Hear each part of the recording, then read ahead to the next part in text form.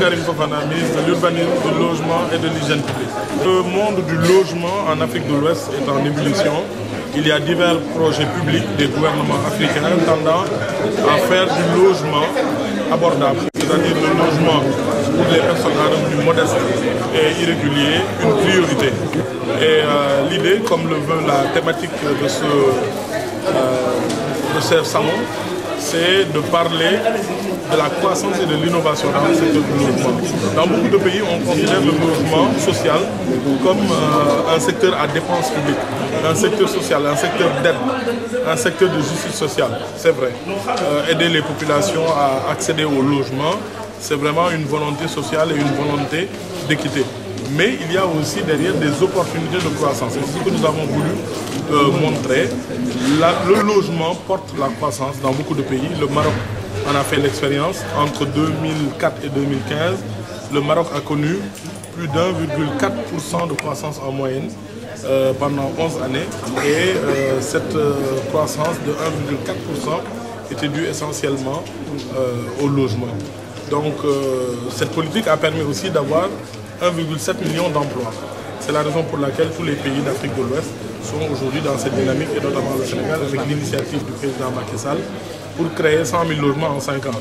Nous avons reçu les études de la Direction générale de la prévision et des études économiques du ministère de l'économie, qui nous dit que le programme 100 000 logements du président de la République pourrait créer la première année 0,8% de croissance, la deuxième année à peu près 2% de croissance. Donc à peu près 1,6, 1,7% de croissance en moyenne sur les 5 prochaines années et plus de 634 000 emplois directs et indirects créés par cette dynamique. Donc nous sommes venus parler de cela, puisque ce sont des dynamiques économiques intéressantes. Vous avez entendu le ministre d'État Mohamed Boun Abdallah Dionne expliquer que l'impact direct de la croissance et de l'émergence d'un pays doit se faire sentir sur deux choses. Ces économies doivent passer d'une économie qui exporte ou qui produit beaucoup de matières premières à une économie qui produit beaucoup de produits manufacturés.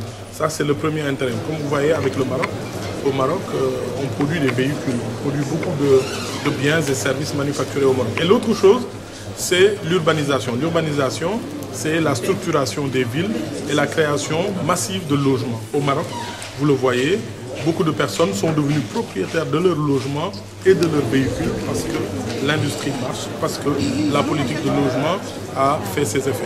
Et au Sénégal, nous sommes en train de mettre en place ces outils, fonds de garantie, mise à disposition d'un foncier gratuit, mise à disposition aussi d'une politique d'aménagement ou